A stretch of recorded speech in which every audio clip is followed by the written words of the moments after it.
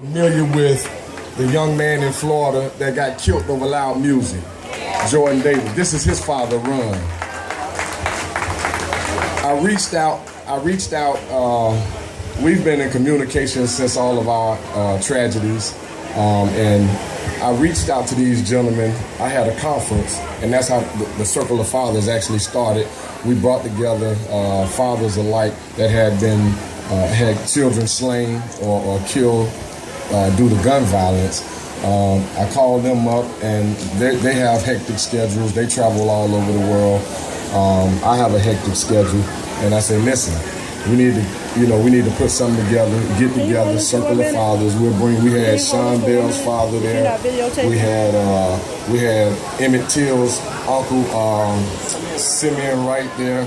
We had fathers from all over the country.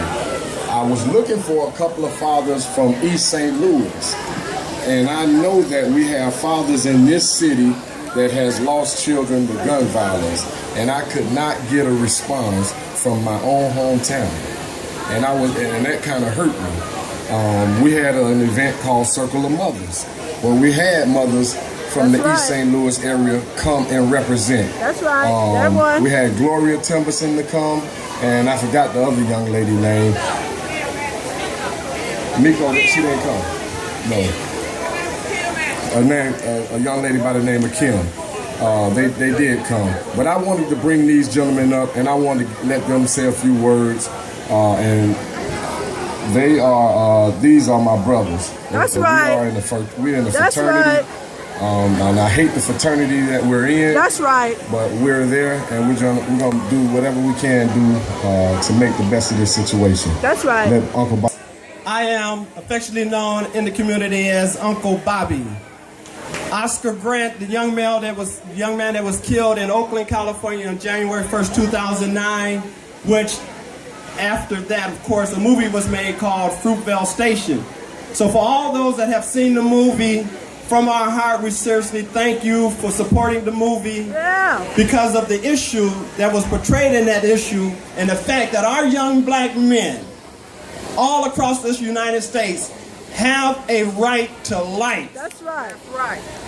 You know, I'm tired of seeing them being criminalized and dehumanized and even demoralized before we can get justice for them just because someone has said that they have done something wrong. So I have come here to St. Louis to support the Mike Brown family. Of course, here with Tracy Martin, my brother here, Ron Davis. You know, and we thank Tracy for having the vision to bring fathers from all across the country that have suffered this tragic, traumatic experience that we've been through by losing a loved one to come together, to embrace each other, to love each other, to stand and support one another, to pray with each other, to hug, kiss, and go back and forth to court with each other so that we can get justice for that lost loved one that's in our family. And we're here to support the Mike Brown family, and it's our prayer and hope that the community as well stand with this family, because we know as a family, had it not been for you, the community, standing with us, crying with us, going again back and forth to court with us, praying for us, and utilizing your First Amendment right to speak to that injustice, we wouldn't have been able to do it. So we are clear that with the support of the community, the support of the Circle of Fathers, the Brown family can get through this. No one wants to be a part of this fraternity. I didn't ask for this. Tracy didn't ask for this. Ron didn't ask for this. And Michael Shaw didn't ask for this.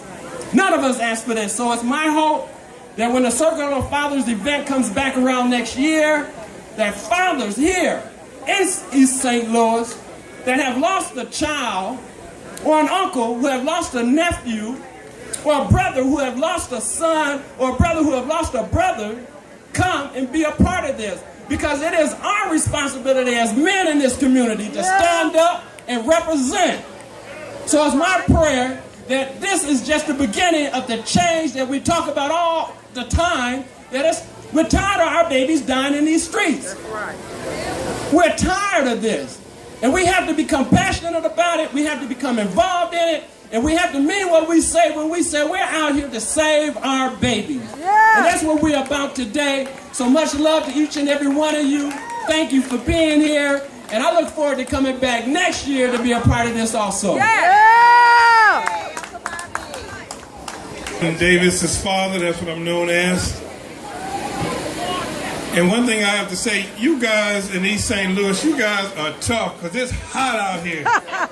Good God, how do you stand the heat? We from Africa. Y'all tough. Y'all are tough, and I take my hats off to you. I don't know how many of you lost a loved one due to gun violence. Anybody that lost a loved one due to gun violence, please put your hand up.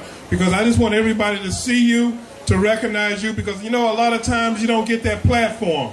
You don't get a chance that people say, well, what about my loved one? How many times have you seen leaders? How many times you see people on the news, on CNN, HLN, and you always say, well, what about my cousin? What about my father? What about my brother? You don't get that platform. So I just wanted you to raise your hand at this time so people can understand and notice that you understand the feeling of losing a loved one. Also in this community, you have something that's getting ready to go on. I don't know if you know it yet, but they have the grand jury that is sitting on this case right now. And the grand jury is not reflective of your community. You have 9 white people on the jury and 3 black people on the jury. Only 1 black man on the jury. Trayvon Martin's jury had no black men on it. Jordan Davis's jury had no black men on the jury. I'm just saying to people that are of color to understand, we have to let society know what equal means. Equal doesn't mean you give us 1 or you give us 2 and you take 15. That's not equal. Also, you have to concentrate as parents on your children. What I mean by that is when you have money in your pocket and you can go to the club and your child says, you know, I need to get some money for some books, what's going to be your choice? Are you going to give that money to your kid to get the books, or are you going to go to the club and party? Are you going to drink Hennessy in the club at $10 for a drink? Or are you going to give that $10 to your child? Come on. We have to start giving that $10 to the child. I don't know how long it's been since I've been to a club, because I continue to try to give money to the community, and you have to start thinking about the community. That's right. I'm going to be very brief today. I know you've been out here in this hot sun for a long time, but I want to say this. You're going to hear this word over and over again, and you may want to make some signs about this, and the word is reasonable. They're going to say, did the policeman reasonably believe that Mike Brown was going to attack him? Did he reasonably believe that his life was in danger? Don't let them fool you by the word reasonable, because you need to get some sign and say, what is reasonable?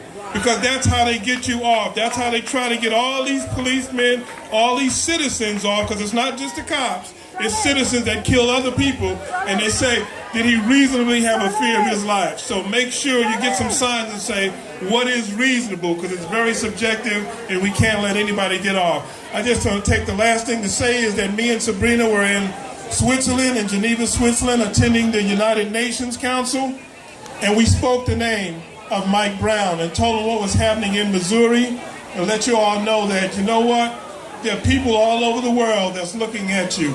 So you have to take this time when the media is here to let them know what your 3 points are. Don't give them too much, because they can't pay attention but about 3 points. You know, it's just like your grandfather that sit there and watch Scandal with you, or sit there and watch 24 with you. You look at Grandpa sound asleep after a few minutes. Well, that's how the media is. They sound asleep. So while the media is here, you give them the 3 points you want. If you want McCulloch out, you tell them you want McCulloch out. That's right. You tell them what your 3 points are. Thank you for having us here, and I love you. And God bless Mike Brown's family. Thank you.